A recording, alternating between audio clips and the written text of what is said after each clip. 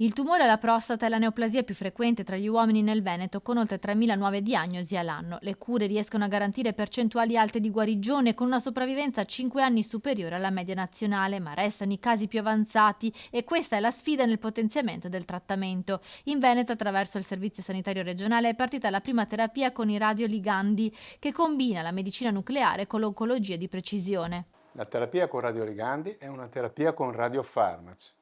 I radiofarmaci sono farmaci a tutti gli effetti, ai quali è legato un atomo radioattivo attraverso il quale riusciamo a fare una radioterapia. Quindi è un concetto opposto a quello che sostiene la classica radioterapia a fasci esterni. Quindi i nostri sono farmaci radioattivi, selettivi, precisi, che vanno a un target e portano radioattività, quindi vanno a danneggiare quel target grazie alla radioattività, quindi radiofarmaci.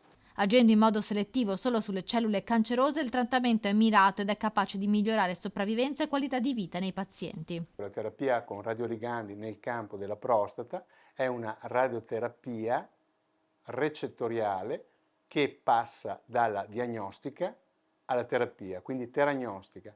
Abbiamo radiofarmaci per diagnostica che ci permettono di identificare il target e un radiofarmaco analogo, quasi identico, dove cambia solo l'isotopo radioattivo, poi viene utilizzato per la radioterapia. Quindi è fatto ciò che vediamo con l'imaging, poi lo andiamo a trattare con il radiofarmaco dedicato.